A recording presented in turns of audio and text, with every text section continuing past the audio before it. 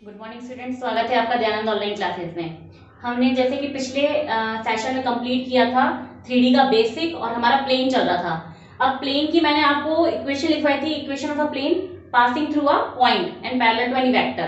तो वो वाले कंसेप्ट कंप्लीट करने के बाद अब 3 से 4 ऐसे कंसेप्ट आएंगे जिसमें प्लेन के साथ मुझे स्ट्रेट लाइन की जरूरत पड़ेगी।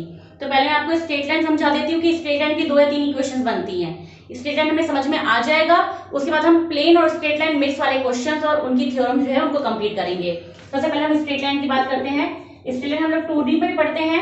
क्या होती है स्ट्रेट लाइन कि x और y में जो लीनियर इक्वेशन होती है वो क्या होती है, हमारे पास एक सरल रेखा की समीकरण होती है, किसमें 2D में। और अगर हम बात करें किसकी, वेक्टर फॉर्म की, अगर हम बात करें 3D में, तो 3D में हमारे पास सरल रेखा की इक्वेशन होती है जो कि 3 पॉइंट से पास होती है, x1 y1 और z1 से। यहाँ पे एक नया जो कोऑर्डिनेट है वो क्या आ जाएगा, z1। ठीक है, तो शुरू करते हैं इक्वेशन ऑफ स्ट्रेट लाइन। तो इक्वेशन ऐसी स्ट्रेट लाइन की जो किसी एक पॉइंट से गुजरती है और एक किसी वेक्टर के पैरेलल है। स्ट्रेट लाइन को भी हम वेक्टर और कार्टेशियन दोनों फॉर्म में पढ़ने वाले हैं। ठीक है, तो equation of straight line passing through point A and parallel to any vector B, यानी एक बिंदु से गुजरने वाली और किसी सदिश के समानांतर सरल रेखा की समीकरण। एक हमने रैंडमली कोई सरफेस ले लिया, उसमें कोई पॉइंट A लिया जिसका पोजीशन वेक्टर क्या है A, क्योंकि मैंने कहा लाइन में कह रहे हैं कि हम क्या बोल रहे हैं, एक बिंदु से गुजरने वाली है, और वही बाय डिफॉल्ट मेरा एक पॉइंट P आएगा जिसका पोजीशन वेक्टर क्या होता है R। मैंने बताया था जब भी हम 3D पढ़ रहे हैं तो एक position vector by default included है, दैट इज P, और उसका पोजीशन वेक्टर क्या होता है R। ठीक है, अब ये बोल रहा है कि एक पॉइंट से गुजरी, तो पॉइंट तो मैंने A ले लिया और किसी वेक्टर B के पैरेलल है, मींस जो ये लाइन बनने वाली है ये कोई वेक्टर होगा B, उसके क्या है, पैरेलल है। अब यहां से देखो मेरे पास A का पोजीशन वेक्टर है, P का पोजीशन वेक्टर है, यानी कि मैं वेक्टर AP निकाल सकती हूँ। जब भी हमें किसी भी पॉइंट का पोजीशन वेक्टर पता हो तो हम उससे क्या निकाल लेंगे, उससे हम कोई वेक्टर निकाल लेंगे। अब मेरे पास अगर वेक्टर AP निकालूंगी तो ये जो vector AP that is parallel to vector B, ये जो AP है ये B के समानांतर होगा, यानी कि AP is parallel to vector B, यानी मैं AP को क्या लिख सकती हूँ, लैम्डा टाइम्स ऑफ B। ये हमने प्रॉपर्टी पढ़ रखी है, यदि दो वेक्टर आपस में समानांतर हो तो उन्हें बराबर लिख सकते हैं किसी एक कांस्टेंट के साथ, यानी उनकी वैल्यूज क्या होती है, बराबर रहती हैं। अब AP मैंने बताया हुआ है, AP कैसे निकालते हैं, position vector of P minus position vector of A is equal to lambda B। और यहां से P का पोजीशन वेक्टर क्या है R, A का क्या है A, that is equal to lambda times of B vector. सब पे वेक्टर है, बना लेना। ठीक है, तो R vector is equal to क्या हो गया, A प्लस लैम्डा B। तो ये मेरी इक्वेशन आ गई वेक्टर फॉर्म में, किसकी, स्ट्रेट लाइन की, जो कि एक पॉइंट A है गिवन, उससे पास होता है, और वेक्टर B है गिवन जिसके पैरेलल है, जिसके समानांतर है। अब अगर मैं बात करूं कार्टेशियन फॉर्म की, तो कार्टेशियन फॉर्म सिंपल है। कार्टेशियन फॉर्म में क्या बताया था मैंने, आपके पास ये का ये डायग्राम रहेगा, ये के पॉइंट रहेंगे। अब जो A वेक्टर था उसके पॉइंट क्या हो जाएंगे, x1 y1 z1। ठीक है, जो पॉइंट P था वो पोजीशन वेक्टर के क्या हो जाएंगे, x y z। हमेशा ऐसे तो लेते हैं, R वेक्टर को हम क्या लेते हैं, xi yz z के, ये किसके पोजीशन वेक्टर है, P के।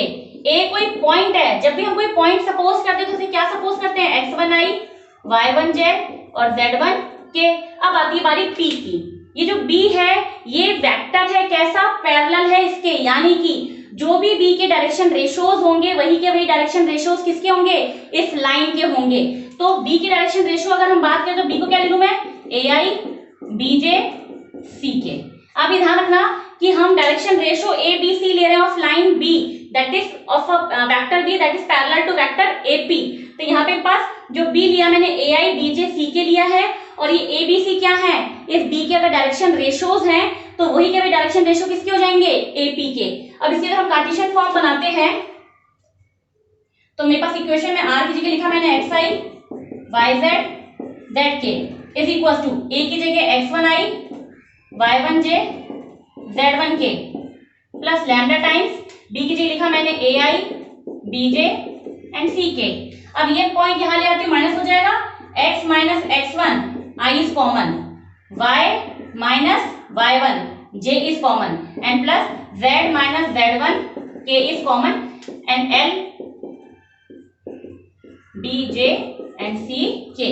अब देखो यहाँ पे अगर i का कोफिशिएंट देखें तो क्या है लैम्डा a, यहाँ पे i का कोफिशिएंट क्या है x माइनस x1, यानी कि x minus x1 is equal to lambda a।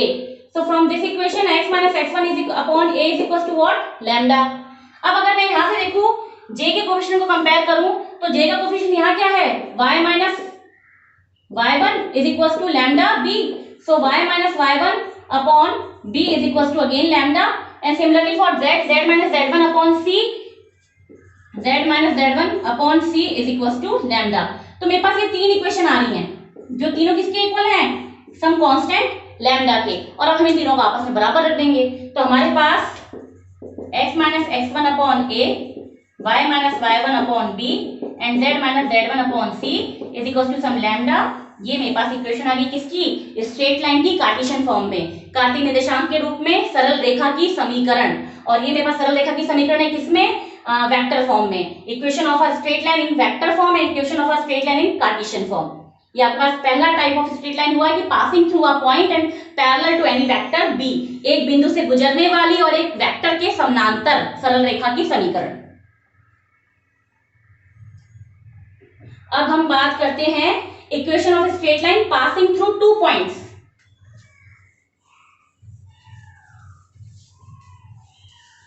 अब हम बात करने वाले हैं कि हमने कोई वही सरफेस लिया, उसमें दो बिंदु लिए। अब दो बिंदु क्या मानूंगी ए और B.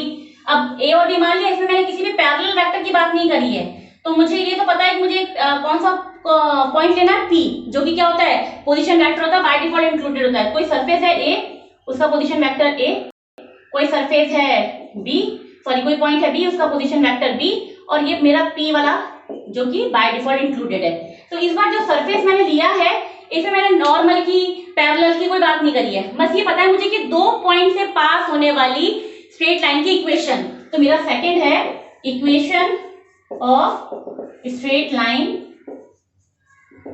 Passing through two points.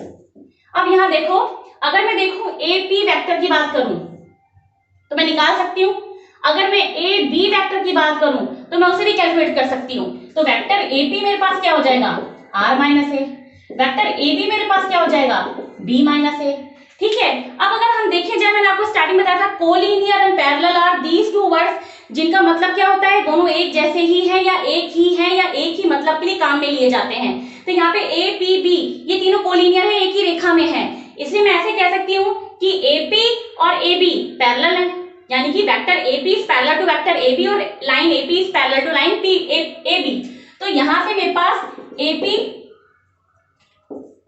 Is parallel to A B, तो इसका मतलब क्या होगा A P is equal to lambda times of A B. यहाँ पे वही कंडीशन लगा दी मैंने। अब ए पी का मतलब क्या हो गया R minus A lambda B minus A. अब same R is equal to A plus lambda B minus A. ये मेरे पास आ गई equation of a straight line passing through two point, सरल रेखा की समीकरण दो बिंदुओं से गुजरने वाली। ठीक है, अब इसकी हम बात करते हैं कार्टेशियन फॉर्म की। ये हमने कौन सी इक्वेशन बात की है वेक्टर फॉर्म की, अब हम बात कर रहे हैं कार्टेशियन फॉर्म की। कार्टेशियन फॉर्म का हो गया मतलब आर जो था वो मेरे पास क्या हो जाएगा एक्स आई वाई जेड और जेड के। ए पॉइंट वो मेरे पास वही x1 y1 z1, P point x y z, और बी पॉइंट एक और ले लिया तो x2 y2 और z2। So A is x1i y1 j z1 k and b is x2i y2 j and z2 k। अब मुझे कार्टेशियन फॉर्म में सारी वैल्यूज पुट करनी है, सॉरी वेक्टर फॉर्म में सारी वैल्यू पुट करनी है, उसके कार्टेशियन फॉर्म निकालना है। तो देखिए आर की जगह रखा मैंने xi yj zk is equal to x1i y1j z1k plus lambda times b x2i y2j z2k minus a x1i y1j and z1k। अब यहां देखेंगे ये इधर आके माइनस हो जाएगा, तो x minus x1 i y minus y1 j and z minus z1 k। भाई x1 में से ये इधर आके माइनस हुआ, x माइनस x1, i दोनों में से बाहर आ गया, y ये आके माइनस हुआ तो y माइनस y1 j बाहर आ गया, and z minus z1 k आ गया, is equal to lambda times, यहाँ पे भी देखो x2 i में से minus x1 i, x2 minus x1 i plus y2 वाले में से y1 माइनस, तो y2 minus y1 j and z2 minus z1 k। Same वही का वही कंसेप्ट आ गया, i j k के कोफिशिएंट को कंपेयर करेंगे i j के कोफिशिएंट से, तो हियर i का कोफिशिएंट क्या है, x upon x1, x minus x1 is equal to lambda times of x2 minus x1, so x minus x1 upon x2 minus x1 is equal to lambda, and y minus y1, अब y minus y1 coefficient कौन है, j, यहाँ j वाला कौन है, ये, तो y minus y1 is equal to lambda times of y2 minus y1, so y minus y1 upon y2 minus y1 is equals to lambda, and z minus z1 is equals to lambda times of z2 minus z1, so z minus z1 upon z2 minus z1 is equals to lambda। अब यहाँ पे मेरे पास ये तीन equation आ गई जो कि किसके इक्वल है, लैम्डा के, तो इन्हें को आपस में इक्वल रख देंगे, तो हमारे पास जो इक्वेशन आएगी, हमारे पास जो इक्वेशन आएगी वो आ जाएगी x minus x1 upon x2 minus x1, y minus y1, y2 minus y1 and z minus z1, z2 minus z1।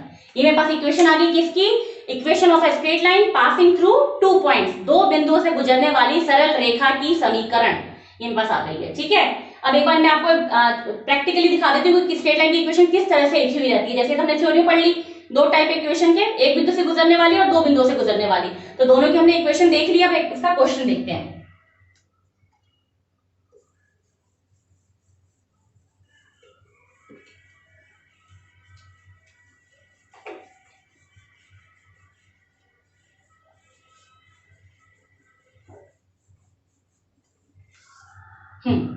तो ये तो हो गया मेरे पास सेकंड फॉर्म, और जो फर्स्ट फॉर्म थी वो क्या थी, x minus x1 upon a, y minus y1 upon b and z minus z1 upon c।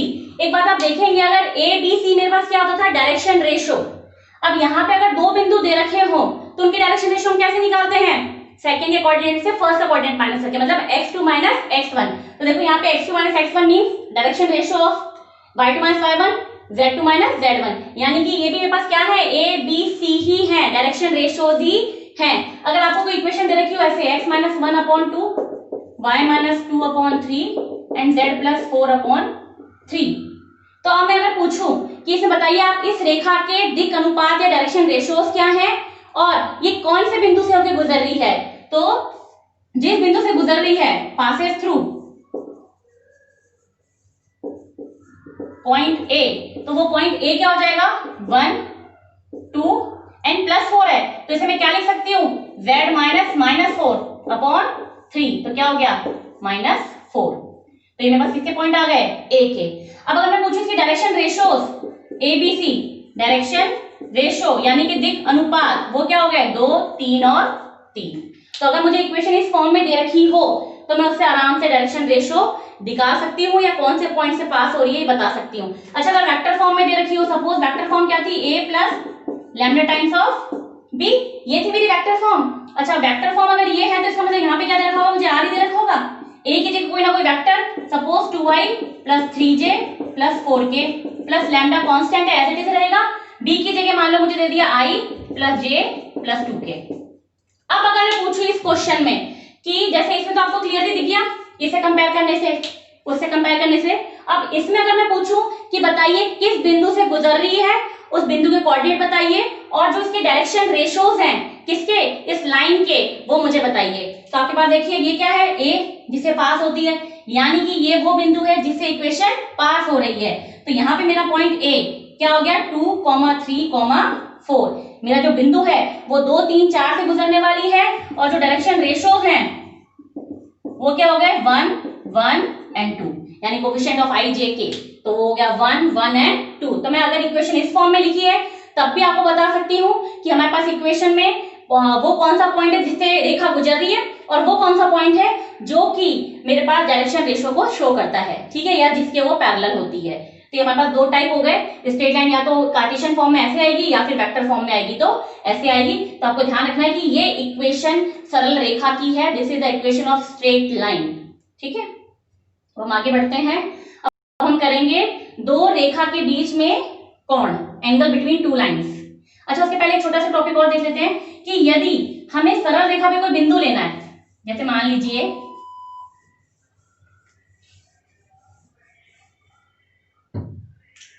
Equation मेरे पास x minus x1 upon a, y minus y1 upon b and z minus z1 upon c, और ये कोई रेखा है मेरी a b, ठीक है।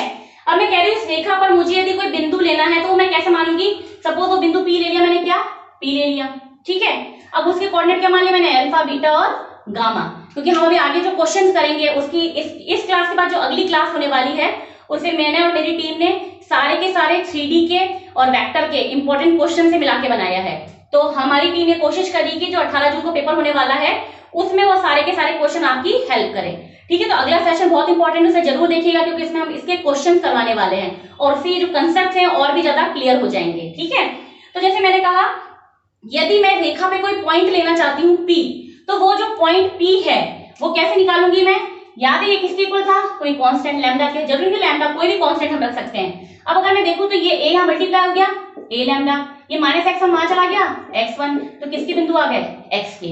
ऐसे अगर मैं y पे निकालना चाहूं तो b मल्टीप्लाई हो गया b लैम्डा, माइनस 1 वहां चला गया y1, तो ये y आ गया, और z अगर निकालना चाहूं तो c लैम्डा प्लस z1, यानी कि ये हो गया मेरे पास a लैम्डा प्लस x1, ये हो गया मेरे पास b लैम्डा प्लस y1, और ये हो गया मेरे पास c लैम्डा प्लस z1। तो यदि हमें कोई भी बिंदु लेना है सरल रेखा पर, if we want to take any point on straight line, then the points coordinate are this this and this. तो जो बिंदु है उसके निर्देशांक x, y और z ये होते हैं। जब भी हम सरल रेखा पे कोई पॉइंट लेंगे तो उसे ऐसे ही मानना है, ठीक है। अच्छा, एक चीज और, जैसे मैंने आपको कहा था कि अगर वेक्टर फॉर्म की बात करूं मैं, तो ये मेरे पास इक्वेशन होती थी कि a plus lambda b is equal to r। ये जरूरी है क्योंकि जब हम निकालेंगे ना एक पॉइंट है उसकी परपेंडिकुलर डिस्टेंस निकालिए लाइन से, ये क्वेश्चन भी आता है, तो हमें सबसे पहले एक पॉइंट एज्यूम करना पड़ेगा, एक पॉइंट मानना पड़ेगा, किस पे, सरल रेखा पे। तो मुझे पता तो होना चाहिए ना कि सरल रेखा पे पॉइंट क्या मानूं। तो अगर कार्टेशियन फॉर्म में है तो ये पॉइंट मानना है, और अगर वो वेक्टर फॉर्म में है तो ध्यान से देखना, ये जो r पॉइंट है, मान लीजिए मैंने m पॉइंट माना, तो इसके कोऑर्डिनेट क्या होंगे, यही के यही, यानी ये r क्या होता है, that is a point on line जिसका पोजीशन वेक्टर क्या है, r है। तो यदि सरल रेखा पर वेक्टर फॉर्म में कोई पॉइंट मानना है तो उसे हम क्या मानते हैं, r मानते हैं, और उसके कोऑर्डिनेट क्या होते हैं, a प्लस लैम्डा b, यानी m is any random point on straight line whose coordinate are a plus lambda b, यानी कि सरल रेखा पर ये a प्लस लैम्डा b कोई भी एक रैंडम लिया गया पॉइंट है जो कि उसके जैसे ही लगता है जैसे सरल रेखा है, तो इसमें कंफ्यूज नहीं होना है आपको, ठीक है। ओके, तो ये बात हो गई इसकी। अब angle between two lines, angle between two lines, तो मान लो दो लाइन लेनी है, इसका मतलब मैंने दो लाइन ले ली, x minus x1 upon a1, y minus y1 upon b1 and z minus z1 upon c1। यहाँ x minus x2 upon a2, y minus y2 upon b2 and z minus z2 upon c2। अब अगर इन दोनों रेखाओं के बीच मुझे कोण लेना है तो ध्यान से देखना, जब मैंने लाइन की बात की थी तो ये लाइन जिनके पैरेलल होती थी, हम ये कोण उनके बीच में ले रहे होते हैं। जो लाइन का डायरेक्शन रेशो है वही उसके समानांतर रेखा का डायरेक्शन रेशो होगा। प्लेन में हम क्या कहते थे, जो हमारे पास इक्वेशन होती थी प्लेन की, ax plus by plus cz plus d equal to 0। इस प्लेन की इक्वेशन में जो ये a, b और c हैं, ये प्लेन के डायरेक्शन रेशो नहीं होते थे, ये प्लेन के जो नॉर्मल है, जो उसके लंबवत रेखा है उसके डायरेक्शन रेशो होते थे। लेकिन जो लाइन है उसमें ये जो डायरेक्शन रेशो है a1, b1, c1, ये इस लाइन के समानांतर ही है।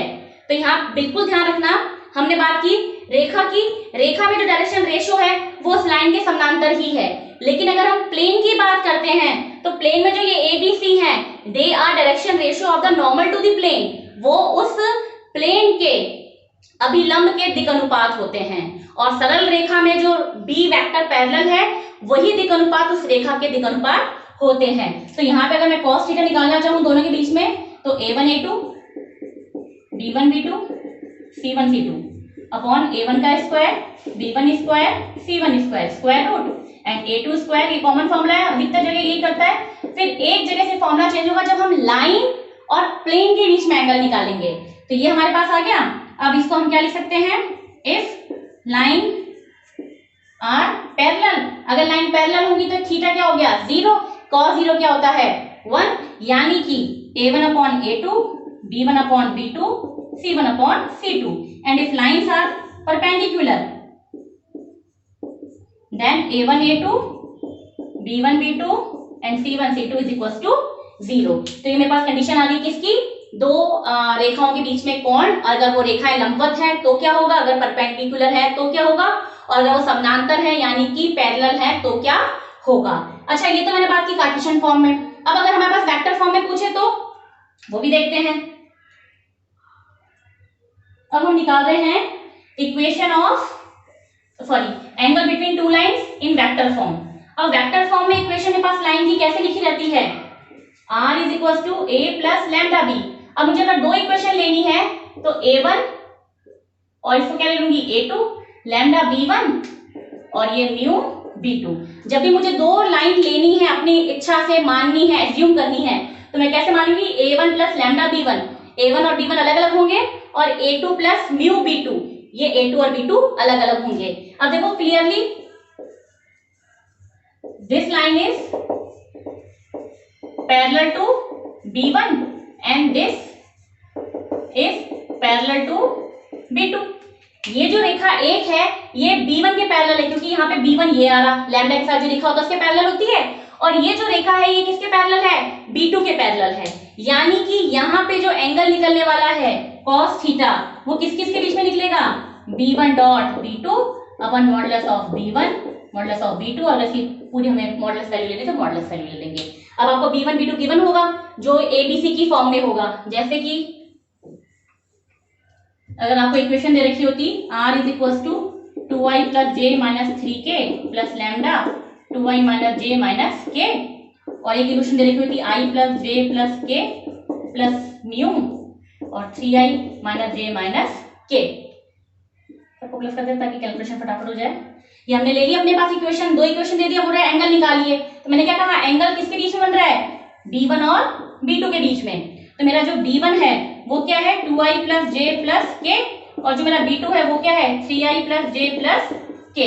सो cos theta is equal to B1 dot B2 that is 2.36 1.1 1.1 1 upon modulus of B1। So modulus of B1 मैंने आपको वेक्टर में अच्छे से बताया हुआ है, इसका मॉडुलस B1 क्या हो जाएगा 2 का square 1 square 1 square square root, इसका मॉडुलस क्या हो जाएगा 3 का स्क्वायर 1 स्क्वायर 1 स्क्वायर, तो दिस इज 6 प्लस 1 प्लस 7 और 8 upon 2 square 4 5 and 6 root 6 and 3 का स्क्वायर 9 1 10 और 11, तो हमारे पास 8 अपॉन रूट में 66 is equal to cos theta. तो हमारे पास एंगल आ गया। कैसे निकाला मैंने, अगर मुझे वेक्टर फॉर्म में दे रखा हो तो, और अगर मेरे पास कार्टेशियन फॉर्म में है तब तो बिल्कुल सिंपल है। आपको जो ABC नीचे वाले हैं A1 B1 C1 है और दूसरी इक्वेशन के A2 B2 C2 है, और उन्हें उस फॉर्मूले में अप्लाई करना है। ठीक है, तो ये हमने पढ़ लिया एंगल बिटवीन टू लाइंस। अब हम बात करते हैं position of perpendicular distance of a point from the straight line, यानी कि एक बिंदु की सरल रेखा से लंबवत दूरी। अब देखिए इसका क्वेश्चन आता ही है, बहुत बार आता है। इसे हम जैसे थ्योरी समझेंगे ना तो थ्योरी से भी समझ में आ जाएगा, लेकिन इसका एक एग्जांपल लेके भी मैं साथ के साथ सॉल्व कराऊंगी ताकि आपको बिल्कुल क्लियर हो जाए कि इक्वेशन किसी पॉइंट की परपेंडिकुलर डिस्टेंस क्या होती है। सपोज मेरे पास कोई स्ट्रेट लाइन है x minus x1 upon a, y minus y1 upon b, z minus z1 upon c। ठीक है, अब इस इक्वेशन की एक पॉइंट है p, अल्फा बीटा गामा, या पॉइंट मान लिया मैंने, कुछ भी अल्फा बीटा गामा मान लिया। इस पॉइंट P की इस रेखा सपोज AB से लंबवत दूरी निकालनी है और ये इसको यहाँ पे कहाँ मिल रहा है, मान लीजिए M में मिल रहा है, PM। तो मुझे क्या कैलकुलेट करनी है, PM दूरी निकालनी है। और अगर ये मुझे बोले M के कोऑर्डिनेट निकालिए, find the foot of the P, यानी कि जो P बिंदु है उससे डाले गए लंब का फुट निकालिए, तो M निकालना है। और अगर कहता है लंबवत दूरी निकालिए तो PM निकालना है। यानी PM के मतलब क्या हो गया, लंबवत दूरी, लंबवत दूरी यानी परपेंडिकुलर डिस्टेंस, परपेंडिकुलर डिस्टेंस। और अगर कहे foot of P on line तो यानी M के कोऑर्डिनेट। तो हमें दो चीज में कैलकुलेट करनी है। अब यहाँ देखो बेसिक सा कंसेप्ट लगाने वाले हैं।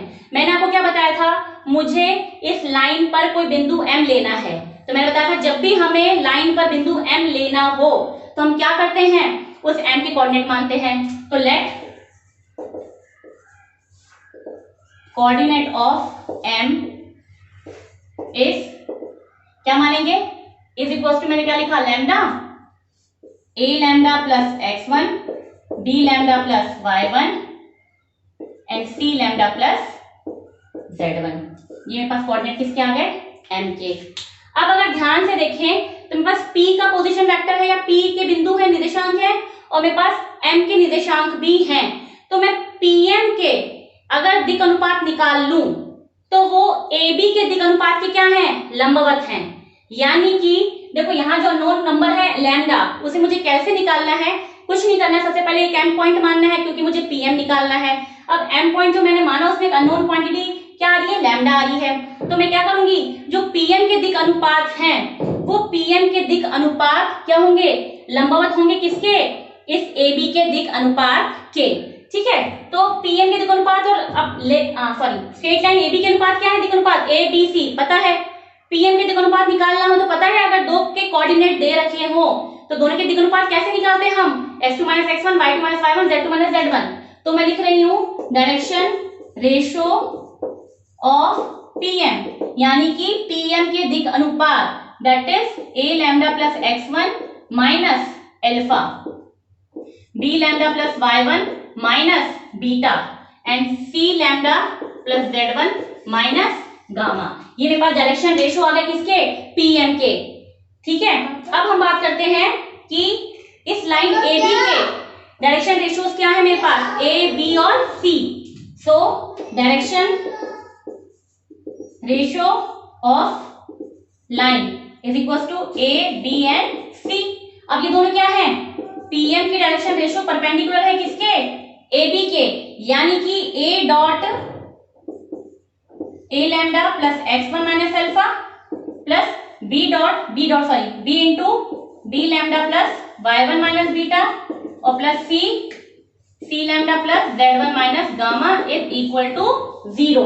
तो अब यहां से देखो लैम्डा यहाँ पे आ रहा है, यहाँ पे आ रहा है और यहाँ पे आ रहा है। It means this is lambda is a square plus b square plus c square. So lambda is common through out plus, अब ये a x1 माइनस अल्फा से गुणा है तो a x1 minus alpha plus b किससे multiply है, y1 minus beta plus c किससे multiply है, c z1 minus gamma is equal to 0।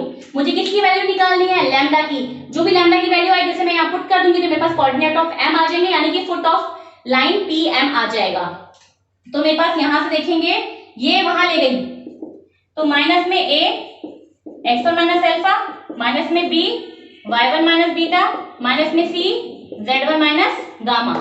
लेकिन अब ये माइनस साइन आ रहा है ना, मैं इसको प्लस कर दिया और इसको इंटरचेंज कर दिया। क्या कर दिया इसको मैंने, अल्फा माइनस x1, इसे प्लस कर दिया, इसे क्या कर दिया मैंने, बीटा माइनस y1, और इसे भी प्लस कर दिया और इसे क्या कर दिया, गामा माइनस z1।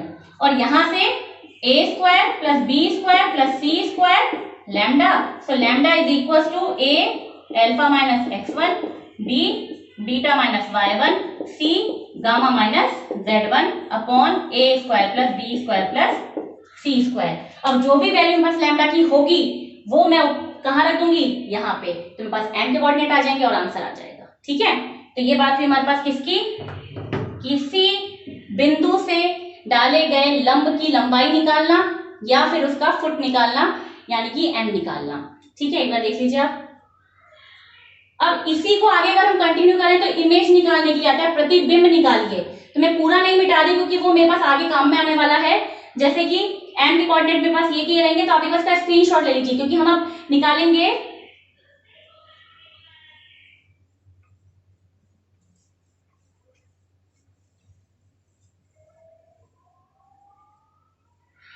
अगर ये बोले find the image of P point AB के अलोंग, तो हम कैसे निकालेंगे उसकी इमेज? माना कि कहां बन रही है, यहां बन रही है Q पे, और वो क्या हो गई alpha dash, beta dash, gamma dash.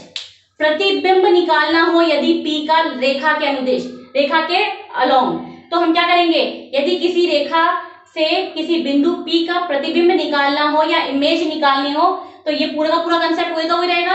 एक Q बिंदु और आ गया, यानी कि मुझे किसके कोऑर्डिनेट निकालने हैं? Q के। अब ध्यान से देखना, ये जो P और Q है इसका मिड पॉइंट M होगा। Here M is mid point of PQ, यानी कि PQ का मध्य बिंदु है M। अब मेरे पास अगर M PQ का मध्य बिंदु है, यानी कि alpha plus alpha dash upon 2 is equal to a lambda plus x1। बिल्कुल सही बात है। अगर मैं इसका x वाला कोऑर्डिनेट इसके x वाले कोऑर्डिनेट में ऐड करूंगी, डिवाइड बाय 2 करूंगी, तो m का x वाला कोऑर्डिनेट आएगा। यही हमारे पास मिड पॉइंट की डेफिनेशन कहती है कि यदि आपके पास दो बिंदु हैं, यहाँ पे बिंदु सपोज a है, यहाँ बिंदु b है, और c अगर इसका मिड पॉइंट है और इसके कोऑर्डिनेट x1 y1 z1 है और इसके x2 y2 z2 है, तो हमारे पास c मिड पॉइंट क्या हो जाएगा? x1 plus x2 upon 2, y1 plus y2 upon 2 और z1 प्लस z2 अपॉन 2। तो वही का वही कंसेप्ट यहाँ लगा रही हूं मैं, alpha plus alpha dash upon 2, beta plus beta dash upon 2 is equal to B lambda plus y1, क्योंकि मेरे पास इक्वल टू m के कोऑर्डिनेट आएंगे और m के कोऑर्डिनेट मैंने ये एज्यूम कर रखे हैं, तो इक्वल टू में मैं m के कोऑर्डिनेट रख सकती हूँ, और gamma plus gamma dash upon 2 is equal to C lambda plus z1। अब मुझे किसका क्या चाहिए? मुझे alpha dash, beta dash, gamma dash चाहिए। तो मैं यहाँ से क्या निकालूंगी? अल्फा डैश, यहाँ से गामा डैश और यहाँ से बीटा डैश। तो अल्फा डैश ये रहा, तो 2 को मैंने यहाँ मल्टीप्लाई कर दिया, तो ये होगी 1, ये हो गई 2 और ये होगी इक्वेशन नंबर 3। तो from 1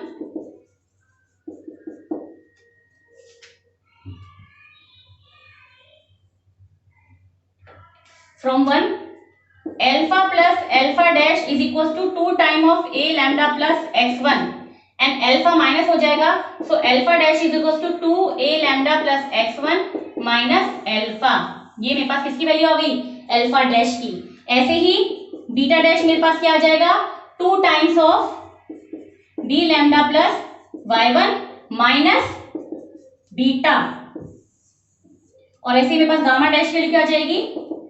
2 time of c lambda plus z1 minus gamma.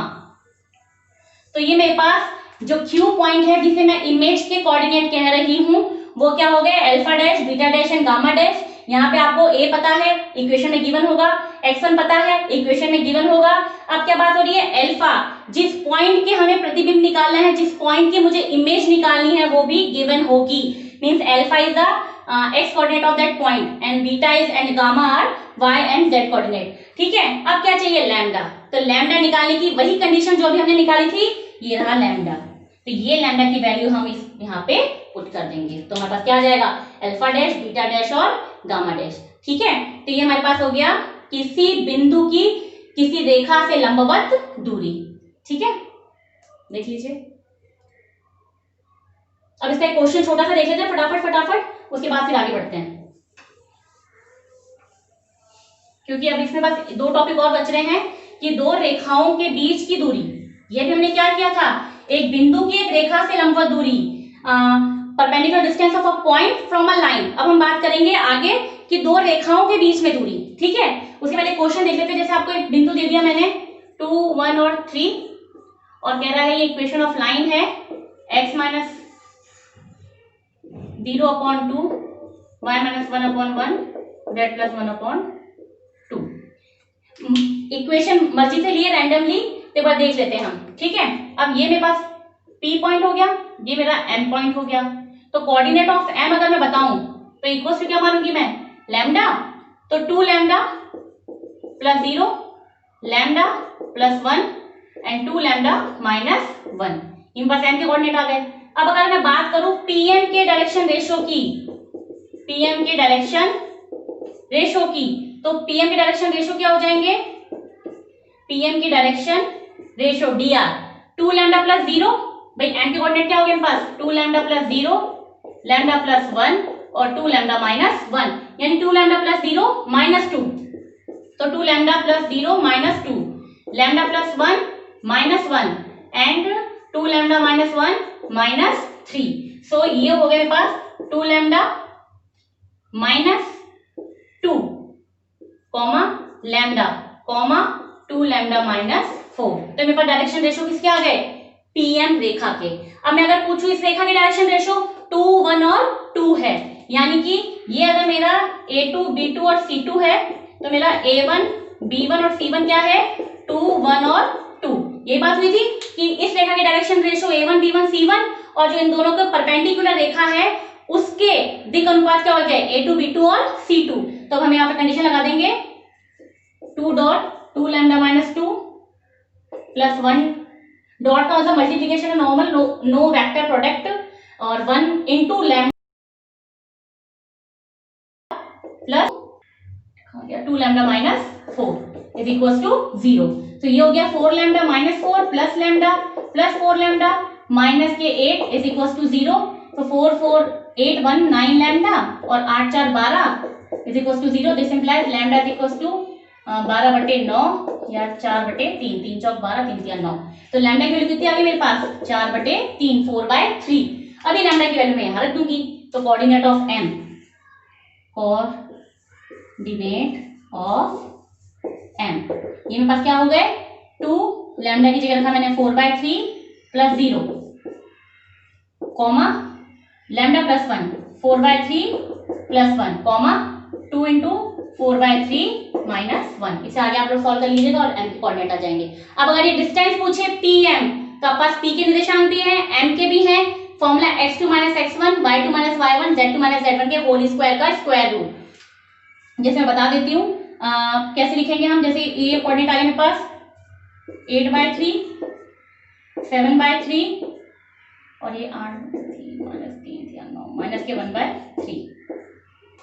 ठीक है, ये कोऑर्डिनेट आ गए। अब मेरे पास किसके कोऑर्डिनेट है, m के, और मेरे पास p के कोऑर्डिनेट क्या देखे हैं, 2, 1 एंड 3। तो डिस्टेंस या pm वो क्या हो जाएगा 8/3 माइनस 2 का होल स्क्वायर प्लस 7/3 माइनस 1 का whole square plus minus 1/3 minus 3 का होल स्क्वायर का स्क्वायर रूट।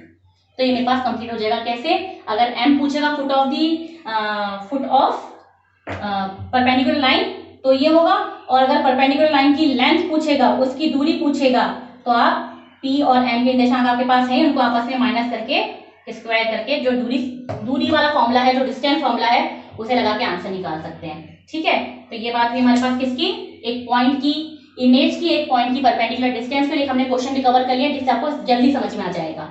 अब हम बात करते हैं दो रेखा के बीच में दूरी। ये थी बिंदु और रेखा की। अब दो रेखा के बीच में दूरी देखिए, अगर वो दोनों एक ही सरफेस पे हैं तो या तो वो दोनों एक दूसरे को काटेंगी, या तो दोनों ऐसी होंगी या फिर बिल्कुल पैरेलल होंगी, जो एक दूसरे को कभी नहीं काटेंगी।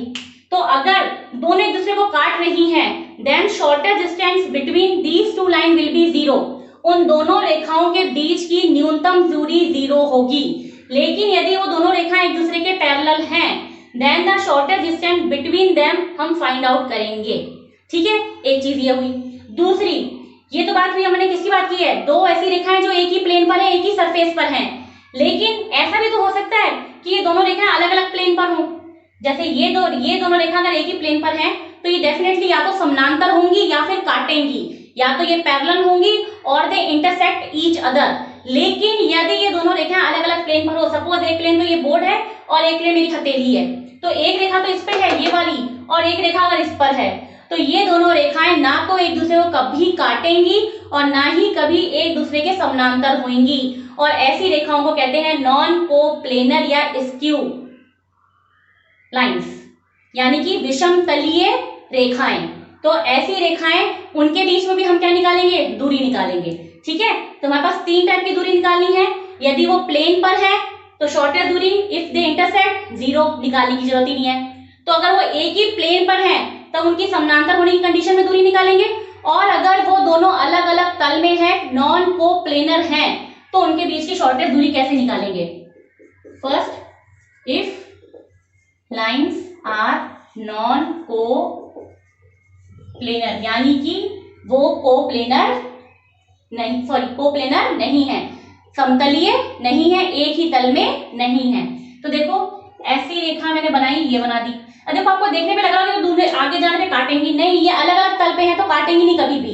ठीक है, कंडीशन ये होती है। अच्छा एक चीज और, अगर दोनों रेखाएं विषम तलीय हैं, यानी एक समतल में नहीं है, अलग अलग में है, तल में है, तो उन दोनों के बीच की जो शॉर्टेस्ट दूरी होगी, हमारा जो फॉर्मूला है वो है शॉर्टेस्ट डिस्टेंस, शॉर्टेस्ट डिस्टेंस यानी कि लघुत्तम दूरी। तो शॉर्टेस्ट डिस्टेंस ऐसी कंडीशन में जब कैसी है, नॉन कोप्लेनर, एक ही हो गया, जो कि एक ही ऐसी रेखा होगी जो कि इस लाइन के और इस लाइन दोनों के लंबवत होगी, यानी सिर्फ एक ही ऐसी रेखा होगी जो इन दोनों के बीच की शॉर्टेस्ट दूरी को दर्शाएगी। तो वो रेखा मान ली मैंने है PQ। ठीक है, अब मैंने रेखा तो बिंदु तो मान लिया, सॉरी रेखा मान ली PQ, इक्वेशन ऑफ लाइन तो मानो, इक्वेशन ऑफ लाइन हो गई मेरे पास R बराबर A1 plus lambda B1, R बराबर A2 प्लस म्यू B2। अब ये जो लाइन 1 है ये पैरेलल है किसके, B1 के, और ये लाइन 2 है ये पैरेलल है किसके, B2 के, पैरेलल है इसके, और ये लाइन किसके पैरेलल है, B1 के। इस रेखा का जो रेखा नंबर 1 है उसका कोई पॉइंट क्या ले सकती हूं मैं, A1, और इस रेखा को कोई पॉइंट क्या ले सकती हूं मैं, A2, जिसे मैंने क्या कह दिया, A और B। अगर मेरे पास दो रेखा ली है तो एक रेखा को मैंने R बराबर A1 प्लस लैम्डा B1 माना है और दूसरी रेखा को मैंने R बराबर A2 प्लस म्यू B2 माना है। इसका मतलब इसका कोई पॉइंट A1 से पास हो रही तो वो पॉइंट A1 ले लिया, ये कोई पॉइंट A2 से पास हो रही तो पॉइंट A2 ले लिया, ये B1 के पैरेलल है और ये B2 के पैरेलल है। अब देखेंगे हम कि यदि मैं B1 और B2 का क्रॉस प्रोडक्ट लेती हूँ, भाई B1 के पैरेलल और B2 के पैरेलल है, अगर इनका क्रॉस प्रोडक्ट लेती हूँ तो B1 क्रॉस B2 आएगा, और वो B1 क्रॉस B2 क्या होगा, उस तल के लंबवत होगा जिसमें ये दोनों हैं या जिसमें अलग अलग में दोनों हैं, दोनों के क्या होगा, लंबवत। जैसे ऐसा क्या होता है, एक्स वाई लेते हैं, अगर हम कोई रेखा एक्स में है कोई रेखा वाई में है, अब उन दोनों के तल के लंबवत कौन सा हो गया, जेड।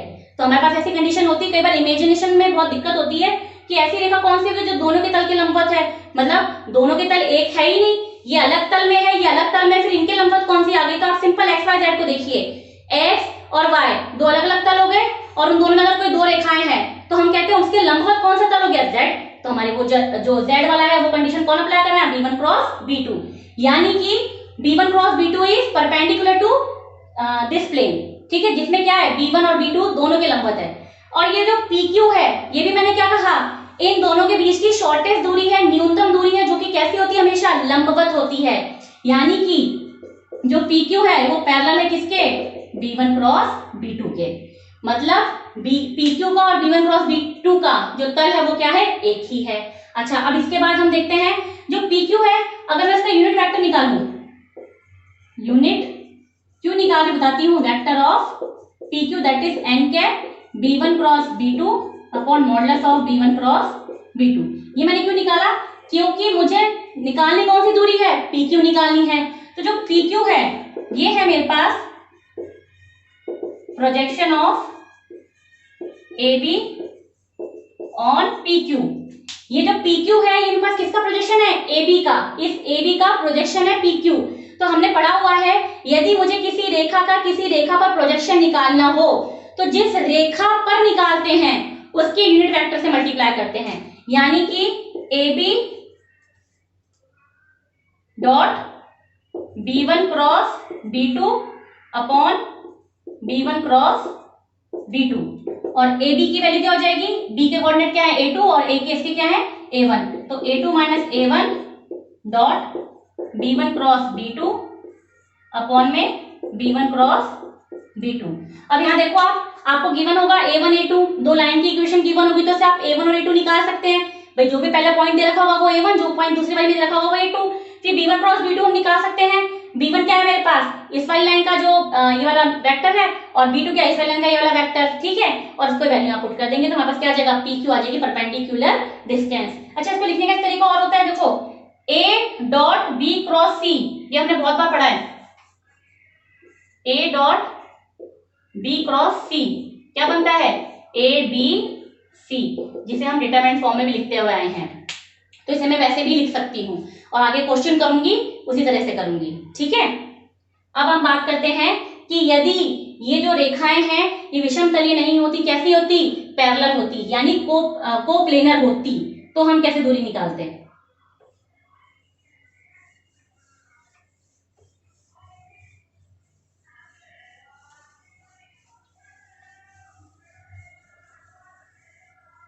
अब हम बात कर रहे हैं कोप्लेनर की। कोप्लेनर होंगी तो अगर दोनों एक दूसरे को काटेंगी तो शॉर्टेस्ट डिस्टेंस 0 हो गई, यानी कि दोनों कैसे होंगी, पैरेलल होंगी। तो ये वही रेखा ले ली मैंने, r is equal to a plus lambda b, और ये मान ली r is equal to a2, या ये a2 मान लो, ये a1 प्लस म्यू b। अब देखो यहाँ पे मैंने पॉइंट तो अलग अलग ले लिए a2 और a1, लेकिन b दोनों का सेम लिया है, क्यों, क्योंकि दोनों पैरेलल हैं, और अगर पैरेलल है मतलब मेरे पास ये क्या कहती हूँ मैं, ये ऐसी रेखा है जो b के पैरेलल है, यानी कि अगर ये पैरेलल है b के तो ये वाली रेखा भी किसके पैरेलल होगी, b के, इसलिए ये म्यू भी लिया है और ये लैम्डा भी लिया है। लैम्डा और म्यू अलग अलग ले सकते हैं हम, क्योंकि क्या है, ये अपनी इच्छा से लिए गए कांस्टेंट हैं, ठीक है। अब परपेंडिकुलर डिस्टेंस की बात करें हम, तो मान लो यहाँ पे कोई पॉइंट क्या है, a1, इसे कह दिया मैंने p, यहाँ कोई पॉइंट है q, और ये हो गया मेरा a2। अच्छा, अब आप लोग कहेंगे कि इसको हमने सीधी रेखा क्यों नहीं ली। सीधी रेखा मुझे थोड़ा ना पता है कि a1 और a2 के बीच की जो रेखा है वो सीधी है या न्यूनतम दूरी है, मैं तो ये रैंडमली मान रही हूँ कि ठीक है एक पॉइंट a1 है और a2 है, लेकिन हाँ अगर इस a2 से परपेंडिकुलर ड्रॉप करूंगी pq और ये r, तो ये qr जो होगी ये मेरे पास न्यूनतम दूरी होगी। भाई कोई भी एक बिंदु मानना है मुझे इस पर और एक बिंदु माना मैंने इस पर, अब उन दोनों को मैं सीधा मिला सकती थी, लेकिन वो एक कंडीशन होती है कि वो उन दोनों के बीच की शॉर्टेस्ट दूरी हो गई, लेकिन मुझे पता है कि a1 और a2 के बीच में शॉर्टेस्ट दूरी हो भी सकती है और नहीं भी, इसलिए मैंने इनको कैसे ले लिया, दूरी पे लिया है, मतलब लंबवत नहीं लिया है। हाँ, लेकिन अगर a2 से परपेंडिकुलर ड्रॉ करूं तो मुझे क्या निकालना है, इसका मतलब QR, वो क्या है, इनके बीच की लंबवत दूरी यानी कि शॉर्टेस्ट डिस्टेंस है। तो अब देखो यहाँ पे एंगल थीटा बन रहा है, इसको भी थीटा मान लो। क्यों मान रहे हैं हम थीटा, क्योंकि ये वेक्टर कौन सा है मेरा, B है, और ये मेरे पास पोजीशन वेक्टर क्या निकल जाएगा, PQ, यानी कि theta is angle between B vector and PQ vector. मैं B वेक्टर क्यों ले रही हूँ, क्योंकि B वेक्टर मुझे पता है कुछ ना कुछ दे रखा होगा, और PQ वेक्टर इसका पोजीशन वेक्टर पता है, इसका पोजीशन वेक्टर पता है, तो मेरे पास क्या आ जाएगा, इन दोनों के बीच में एंगल अगर थीटा है तो means cos theta is equal to, या फिर अगर मैं लूं B क्रॉस PQ, तो B PQ and sine theta and n cap. अच्छा, अब मैंने साइन थीटा यहाँ पे डॉट की जगह क्रॉस प्रोडक्ट क्यों लिया है, देखो मुझे क्या निकालना है, QR, मैंने ये परपेंडिकुलर ड्रॉ किया है, ठीक है, परपेंडिकुलर ड्रॉ किया, मतलब ये क्या हो गया, परपेंडिकुलर हो गया, लंब हो गया, ठीक है। अब लंब वाला कोण कौन सजेस्ट करता है, साइन थीटा, इसलिए मैंने यहाँ पे क्या लिया, क्रॉस। मैं चाहती तो डॉट ले लेती, लेकिन डॉट से कॉस आता, फिर कॉस से साइन निकालते, इससे तो डायरेक्टली हम क्या निकाल लेंगे, साइन निकाल लेंगे। तो साइन किसके बीच में एंगल बन रहा है, B एंड दिस PQ। अब अगर हम देखें इस फिगर से, ये P है, ये Q है, ये R है, ये एंगल थीटा है, this is A1 and this is A2। तो यहां से अगर मैं देखूं तो QR upon PQ is equal to sine theta, so QR is equal to PQ sine theta, यानी कि इस PQ साइन थीटा की जगह मैं क्या लिख सकती हूँ, QR, और क्यों लिख रही हूँ, क्योंकि मुझे QR ही तो निकालना है, modulus of B n cap B cross PQ। अब मुझे QR निकालना है तो QR is equal to B cross PQ upon modulus of P, और पूरे का मॉडुलस ले लेंगे तो एन कैप गायब हो जाएगा, क्यों, क्योंकि यूनिट वेक्टर है, यूनिट वेक्टर का कैप मॉडुलस क्या होता है, 1 होता है। अब PQ क्या है, PQ है मेरे पास B cross A2 minus A1 upon modulus of B, complete का मॉडुलस, तो ये मेरे पास आ गई perpendicular distance if the lines are parallel to each other and are coplanar। यदि दो रेखाएं समतलीय हैं और आपस में समानांतर हैं तो उनके बीच की न्यूनतम दूरी, shortest distance between two lines if they are parallel, तो वो होती है ये, जहां मुझे A1 A2 पता है लाइन से मिल जाएंगे, B जो पैरेलल लाइन की इक्वेशन होगी वो हो जाएगी, और मॉडुलस ऑफ B हमें निकालना आता है। तो ये हमारा टॉपिक खत्म होता है किसका, स्ट्रेट लाइन का। अब हम बात करते हैं प्लेन की और स्ट्रेट लाइन की मिक्स वाले जो कंसेप्ट है उनकी, तो फटाफट देख लेते हैं 10 से 15 मिनट में, ठीक है।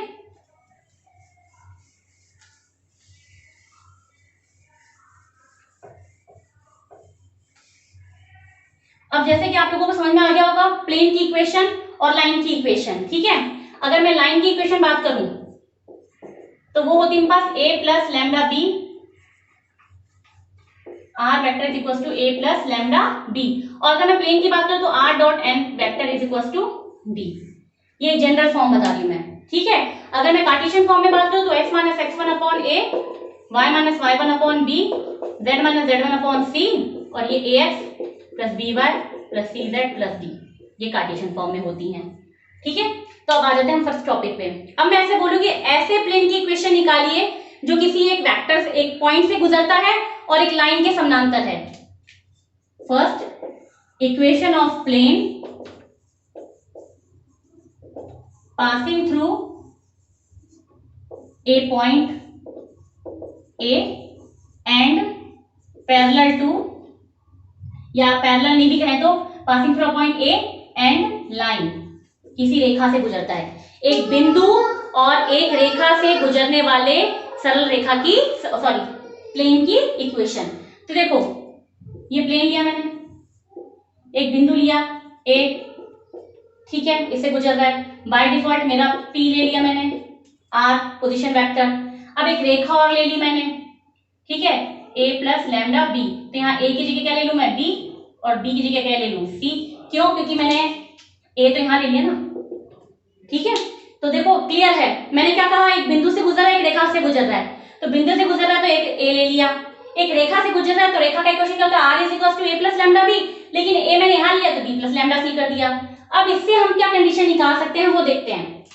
अगर देखा जाए तो उस रेखा से गुजर रहा है, यानी प्लेन और रेखा कैसी हैं, पैरेलल हैं, यानी कि ये अगर मैं बिंदु निकालूं AP, या बिंदु ये जो रेखा निकालूं AP, या ये AP वेक्टर निकालूं अगर मैं, इसलिए AP वेक्टर क्या होगा, पैरेलल होगा किसके, इसके, किसके, इस C के।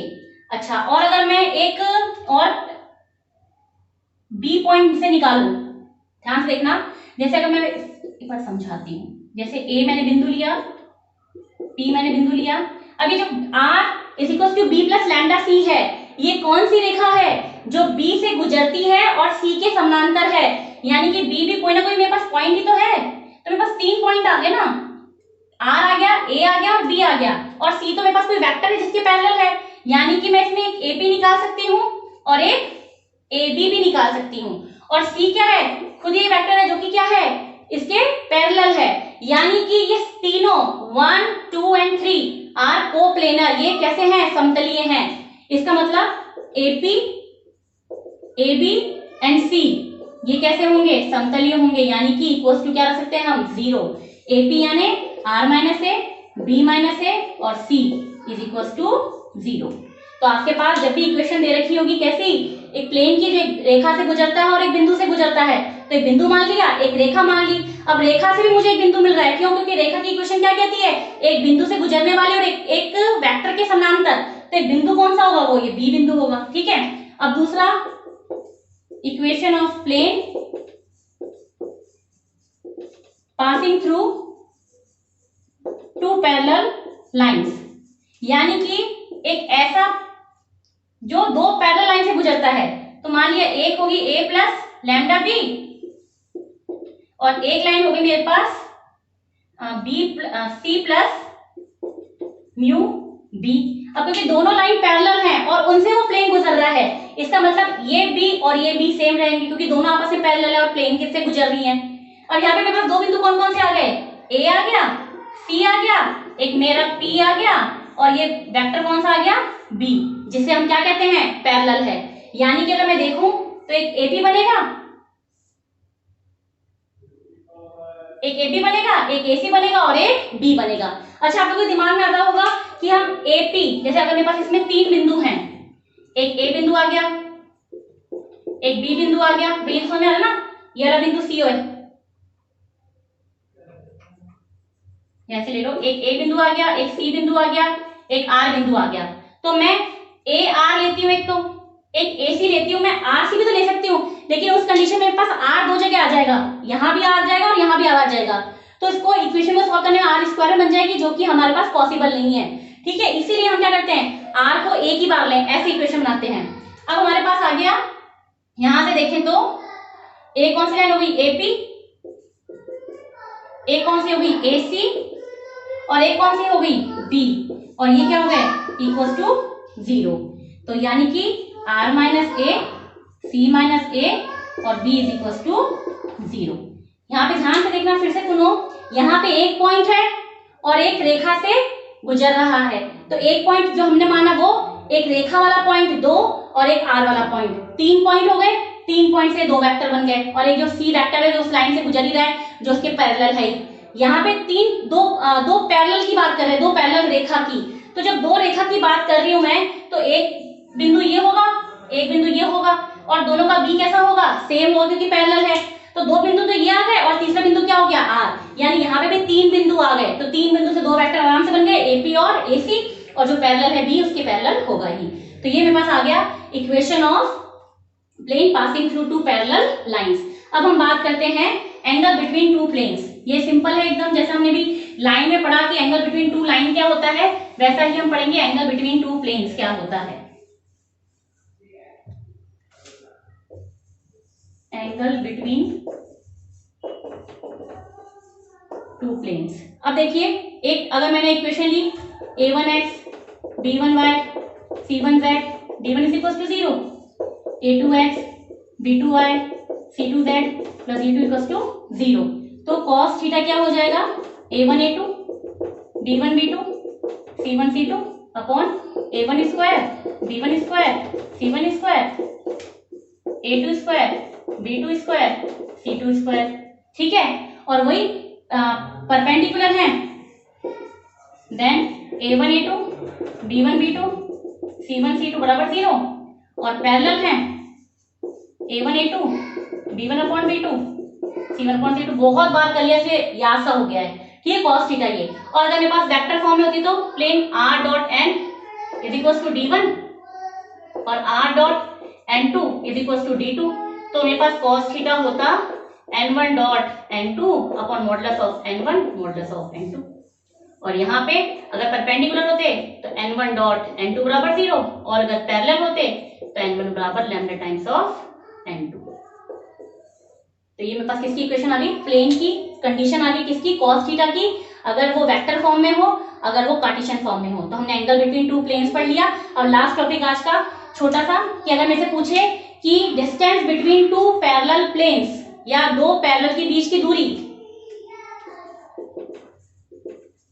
Distance between 2 parallel planes. अब ध्यान देना, यहाँ पे 2 प्लेन जो समानांतर है उनके बीच की दूरी, अगर 2 प्लेन समानांतर हैं, ध्यान से देखना, यानी ये प्लेन और मेरी हथेली ये दोनों समानांतर है, ऐसे रखा है प्लेन और ये मैंने हथेली ऐसे रखी, यानी इसका जो नॉर्मल है वो और मेरी हथेली का जो नॉर्मल है, ये देखिए, ये जो नॉर्मल है ये दोनों के लिए नॉर्मल का काम कर रहा है। यानी अगर मैं 2 प्लेन जो कि पैरेलल हैं उनकी बात करूं, तो इक्वेशन ऑफ फर्स्ट प्लेन क्या बनेगी, ax by cz plus d1 is equal to 0, and दूसरे प्लेन की इक्वेशन क्या बन जाएगी, ax plus by plus cz plus d2 is equal to 0।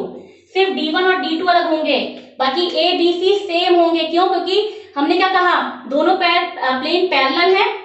अगर पैरेलल है तो जो उनके नॉर्मल है वो दोनों क्या है, एक ही है, और ये a b c क्या होते हैं, डायरेक्शन रेशियोज ऑफ नॉर्मल। तो यहां से अगर मैं डिस्टेंस निकालूंगी तो वो हो जाएगी d1 minus d2 upon a square plus b square plus c square का मॉडुलस डिटर्मिनेंट।